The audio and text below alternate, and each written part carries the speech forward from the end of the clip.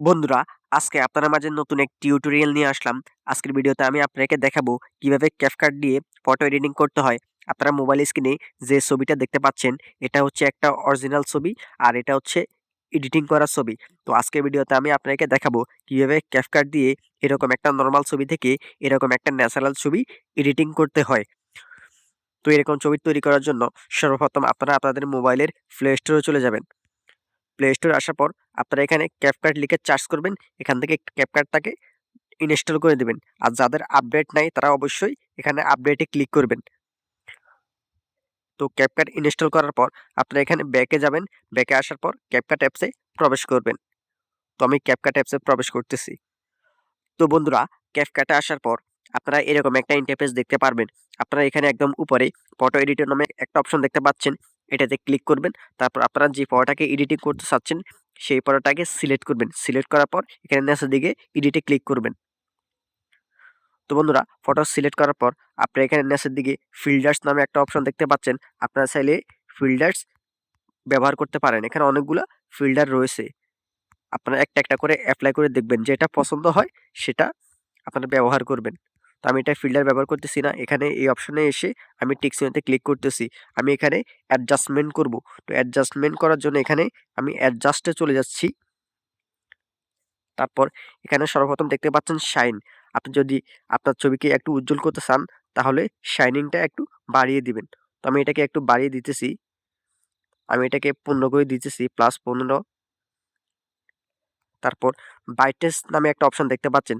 আপনার ছবি যদি অন্ধকার হয় আপনি চাইলে ব্রাইটনেসটা বাড়াতে পারেন। তো এখানে ব্রাইটনেস ঠিক আছে, আমি এটা বাড়াইতেছি না। তারপর দেখতে পাচ্ছেন এক্সপোজার। আপনারা চাইলে এটাকেও বাড়াতে পারেন, কমাতে পারেন। তো আমি এটাকে 0 রাখতেছি। তারপর কন্ট্রাস্ট চাইলে এটা বাড়াতে পারেন। তো আমি এখানে স্যাচুরেশনে চলে আসতেছি। আমি এখানে স্যাচুরেশনটা একটু বাড়িয়ে দিতেছি। আমি +50 করে দিয়েছি। তারপর ভাইব্রেন্সে ক্লিক করতেছি।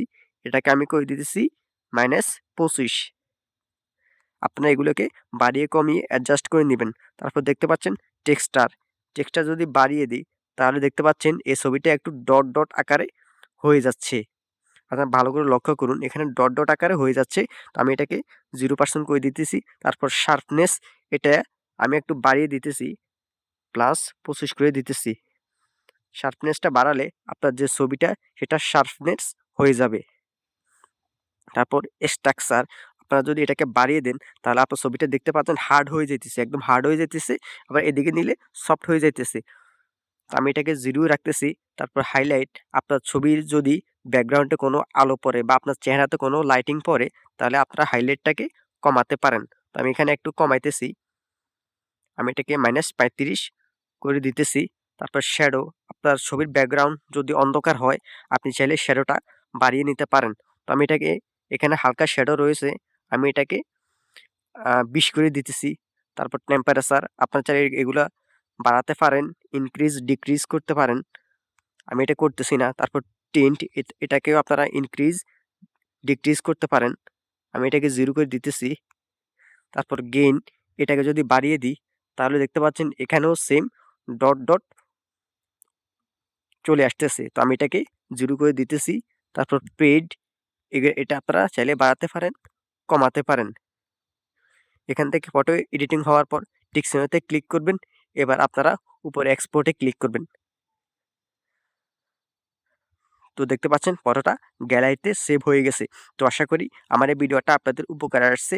তো যারা নতুন তারা অবশ্যই আমার এই চ্যানেলটাকে সাবস্ক্রাইব করবেন, লাইক করবেন, কমেন্ট করবেন এবং বন্ধুদের মাধ্যমে শেয়ার করবেন। তো ধন্যবাদ সবাইকে।